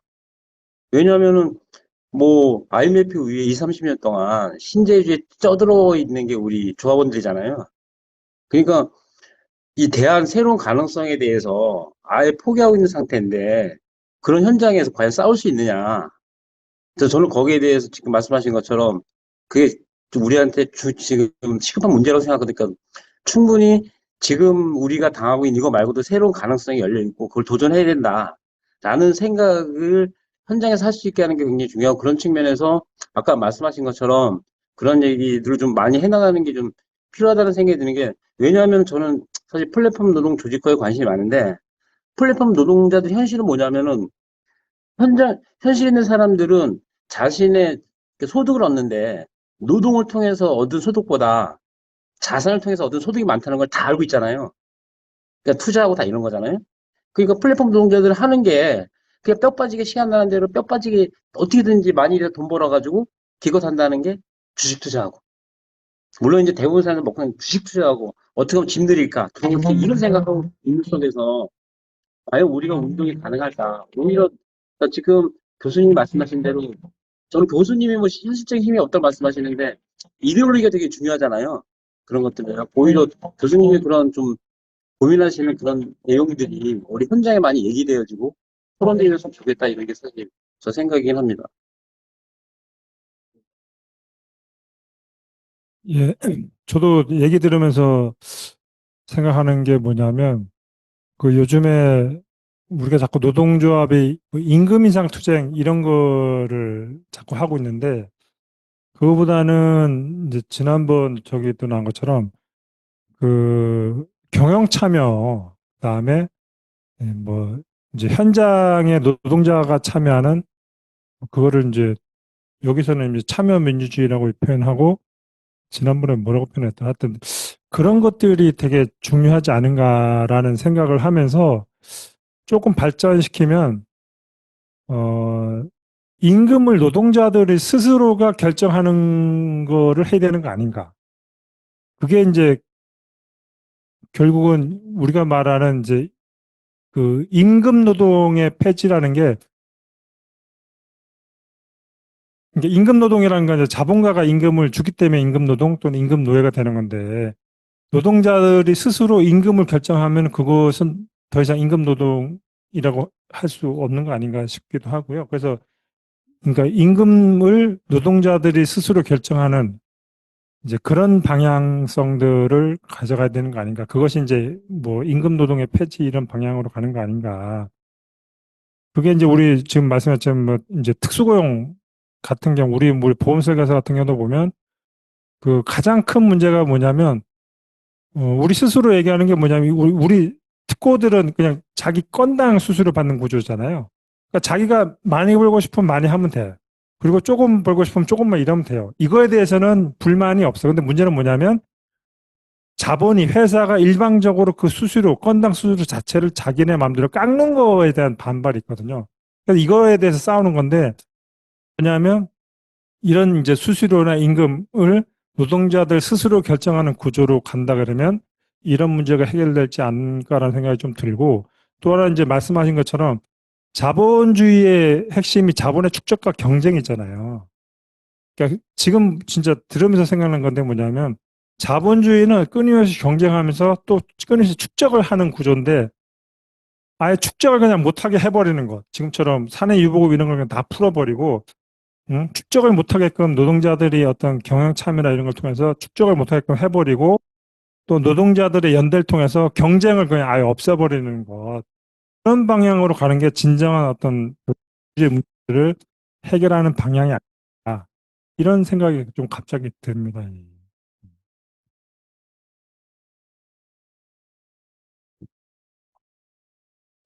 그래서 한 가지 제안 드리고 싶은 게, 지금 이제 이재명이 기본적으로 하고 있는 게 이거잖아요. 경제 정책 중에 가장 내가 골자 중에 하나가 지금 부동산에 묶여 있는 자산을 주식시장으로 유동 자산화하는 게 가장 큰 골자 중에 하나인 것 같거든요.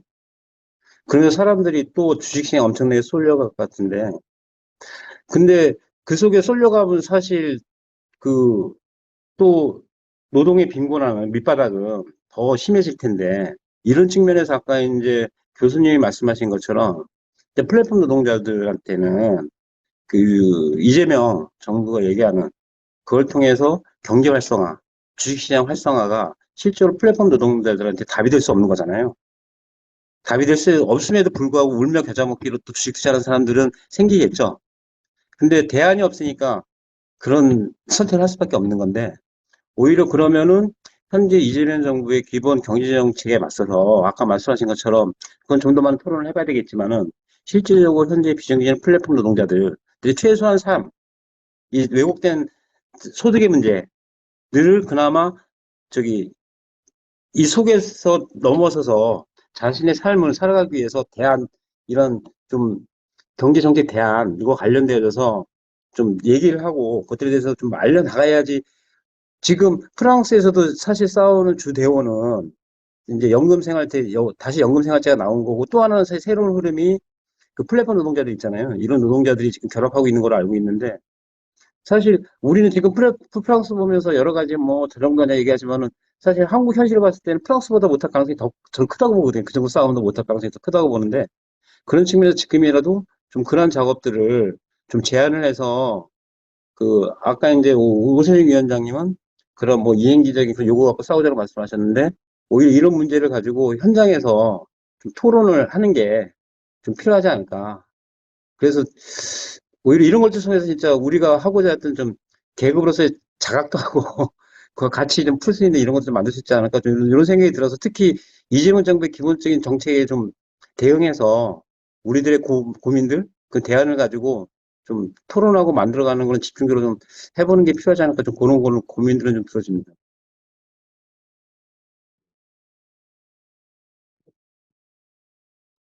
네, 그 뭐 동의하고요. 지금 그 주식 투자 이 얘기가 나와서 그런데 에, 아마 그런 식으로 가는 근거에는 이 부동산은 이 지주적인 어떤 소득 이다. 그리고 생산적이지 않다. 주식은 어쨌든 이 기업 활동을 위해서 거기에 자본을 만들어주는 기능을 하기 때문에 생산적인 것이다. 이런 얘기들을 듣고서 그렇게 하는 것 같아요. 제 추정이. 저 정확히 그 내부에서 어떤 논의가 되는지는 모르겠지만. 그런데 이것도 그래도 그 측면에서만 보면 그런데 또 다른 측면에서 보면은 부동산 이것은 어, 어, 투기적 목적 이제 부동산 투기가 문제가 되는 것이지, 주택 이런 거는 어떤 면에서 의식주로 주가 들어있잖아요. 그 맥락에서 보면 어떤 면에서는 투기 대상이 아니라 필수품이거든요. 그래서 한 가구가 자기가 살아야 되는 주택, 이건 뭐 전세든 자기가 가지고 있든 간에 그거는 필수적으로 필요한 부분이다. 이거는 이제 가치 텀, 화폐 이런 거를 보질 말고 사용 가치 텀으로 보면은 분명하다라는 거예요. 그래서 그런 부분을 예를 들면 자기 집을 한 채 가지고 어, 여기저기 필요할 때는 이사도 가고 이럴 때 부동산 가격이 폭등하고 폭락하고 막 이러면은 이 사고 팔고 하는데 굉장히 힘들거든요. 투기 안 하는 사람도 그런 문제가 있기 때문에 그 아주 심하게 얘기하면은 부동산 가격이 집이 한 채가 10억이든 1억이든 뭐 10원이든 집 한 채를 그냥 가지고 있는 거는 아무 상관이 없다는 거예요. 집 한 채가 있는 게 중요하지. 그런 맥락 속에서 그거를 본다면 부동산을 폭락하게 만드는 것도 문제거든요. 왜냐면 사고 팔고 해야 되는데 폭락하고 막 이러면은 그 사지를 못하니까.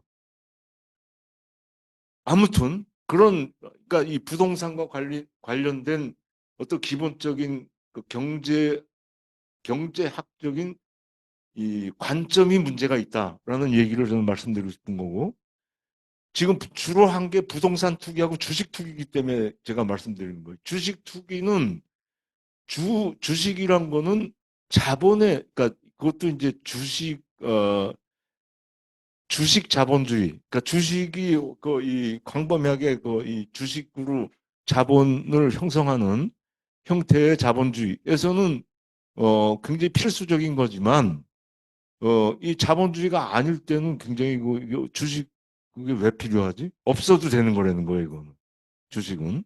그리고 어, 주식 가격의 폭락, 폭등 이거는 어, 아무리 그거를 이 조정을 하려고 해도 자본주의 자체가 이 가지고 있는 이 모순적인 어떤 운동, 법칙 때문에 오르락 내리락 하지 않습니까? 그래서 주식 투자 이것을 생산적인 것이다라고 해가지고 거기에 투자하도록 몰고 가는 지금의 정책 방향은 저는 굉장히 위험한 것이다. 그 최근에 한 2, 3년 전에 주식이 폭락하면서 개미 투자자들이 다 망했잖아요. 그거를 어떻게 그런 어떤 주식 가격에 요동질 치는 이 자본주의의 사이클에 사람들의 이 어떤 그거를 다 전 국민이 그 주식 투자를 해가지고 생산적인 자본주의를 만들어 보자라고 할 수가 있는지 그거는 세계사적으로 구경해 보지 못한 건데 하여튼 글로 몰고 가고 있는 이것이 가지고 있는 위험성 이거는 하여튼 굉장히 위험한 상황으로 가고 있다 이런 생각을 저는 하고요. 아무튼 지금 현실은 그렇게 가고 있습니다. 현실은 우리나라가 전체가 또 글로 가고 있는데 노동자들이 힘드니까 어쨌든 돈을 만들어낼 수 있는 유일한 방법이 이 이제 주식 투자하는 것이라고 생각을 하고 저마다 다 주식 투자를 하게 만들어가는 이 흐름 이거는 굉장히 자기 모순적이고 예측 불허의 상황으로 몰고 가는 것이다라고 저는 생각을 하고요. 가능하면 거기에 휘말리려 들어가지 않았으면 좋겠다라는 얘기들을 노동자들에게 하고 가능하면 주식 투자를 정하고 싶으면 그걸 다 날려도 되는 돈으로 재미삼아 하세요. 저는 그 얘기는 하거든요. 그래서 그거 다 날려도 자기는 아무 상관없 이런 정도로 할 때 하지 거기에 막 목매달고 하다가는 큰일 납니다. 제 주변에 그렇게 얘기를 하는데도 큰일 낸 사람들이 무지 많아요. 한 2, 3년 전에. 그게 또 반복된다는 말씀을 드릴 수가 있고, 근데 그런 상황이 계속 돌아야 할 거기 때문에 그걸 알고서 어떤 대처하는 방법을 찾아내야 되지 않을까, 이런 생각입니다.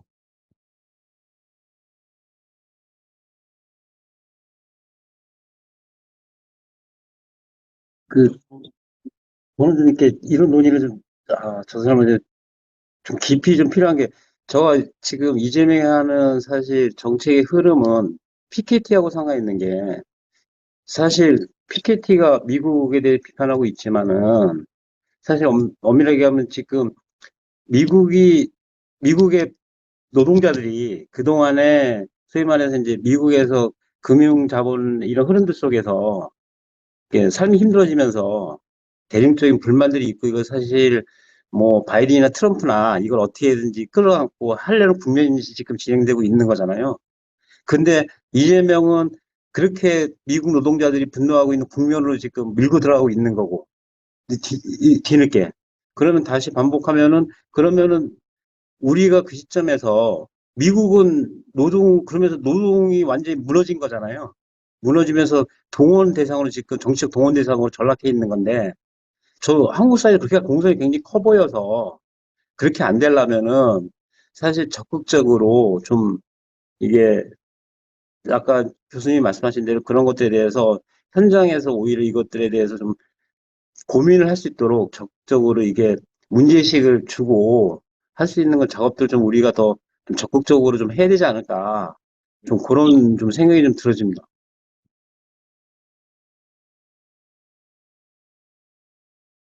거기까지 얘기할 주제가 굉장히,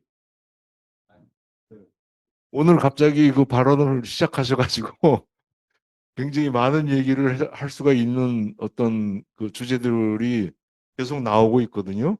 근데 오늘 이제 마지막 날이 되노니까 네, 좀 아쉽기는 하지만, 하여튼 그런 지금 말씀하신 대로 뭐 신자유주의 그래가지고 노동자들이 고통받고 그 현실 몇십 년 동안 힘들어지고, 이 노동운동도 지금 말씀하신 대로 그 주식 투자도 해야 되고 뭐 막 이런 식으로 다 가고 있단 말이죠. 근데 거꾸로 보면은 미국이 지금 하고 있는 저 행태들은 저는 거의 막장으로 가고 있다. 사실 신자유주의도 자기 부정을 한 거예요, 말하자면. 보호무역주의로, 자유무역에서 보호무역으로 갔고, 지금 뭐 말하자면 자본주의 경제의 효율성을 강화한다, 노동자들을 쥐어짜면서, 이게 신자유주의인데, 지금 그게 아니라 방향 자체가 뭐 이 관세 폭탄, 이거는 전 세계를 상대로 이게 총만 안 들었지 깡패지. 예? 그런 식으로 자기를 유지하려고 하는 거 아닙니까? 미국이 하는 행태가. 그래서 이거는 자본주의 자기 원칙에도 맞지 않는 막장으로 가고 있는 거다라는 생각을 하고요. 그런 면에서는 오히려 앞으로 싸움판이 예, 굉장히 심플하게 글로벌하게 터질 수 있다. 저는 자꾸 그런 생각이 들거든요, 요즘. 그렇기 때문에 지금 우리가 고민하고 막 이런 것도, 어, 우리나라 같은 경우는 이제 극우 정치의 막 부상 이런 얘기 막 나오는 와중에 윤석열을 경험했잖아요. 근데 그게 너무 어처구니 없이 끝나지 않았습니까? 이 극우 정치의 부상이라는 어떤 그 흐름이. 그러니까 그런 식의 어떤 그 결말을 가져오는, 이게 지금 조금 전에 제가 이제 주식 투자 일로 몰고 가는 흐름에 이게 어떤 결말로 끝날지 모른다는 거예요. 그죠? 그래서 그런 거를 다 예비를 하면서 우리가 고민하는 게 갑자기 다 해결될 수도 있다는 얘기죠. 그런 생각들을 좀 하면서 앞으로 운동을 앞으로는 터지게 되면은 저는 글로벌하게 터질 것 같은 예감이 자꾸 듭니다. 왜냐면 다 묶여 있거든요, 이게 지금. 그래서 그런 생각을 좀 하면서 고민을 더 지금 몇 가지 주제를 가지고 지금 얘기가 막 터져 나오기 시작하는 우리가 마무리 짓는 마당에 그런 국면으로 가고 있는데 그런 거는 좀 앞으로 이런 얘기도 있었지 이런 얘기 있었지 이제 그거만 간수를 좀 해놓고 앞으로 더 다른 기회에 시간과 장소를 만들어서 토론을 이어갔으면 좋겠습니다. 자, 예. 일단 대안을 그렇게 좀 말씀을 예. 뭐 혹시 다른 분 또 혹시 뭐 하실 말씀 있으신가요? 예. 없으시면 오늘 이 정도에서 마무리하고요. 하여튼 뭐 결론적으로 피케티가 정한 어떤 그런 뭐 불평등 없애기 위한 여러 가지 제도들 필요한데 그걸로 과연 자본주의의 어떤 모순들이 극복될 수 있을 것인가 라는 거에 대한 의문을 남기면서 앞으로 또 더 많은 토론과 고민이 필요할 거란 생각이 듭니다. 오늘 이제 이것으로서 막수지 그 국가 맨날 제목을 국가와 정치론 3기 마지막 강의를 이제 마치고요. 앞으로 또 새로운 어떤 뭐 그 고민과 계획을 가지고 다시 한번 만날 수 있으면 하여튼 그동안 뭐 참여해 주신 분들께 진심으로 감사드리고요. 오늘 이것으로 강의 모두 마무리하도록 하겠습니다.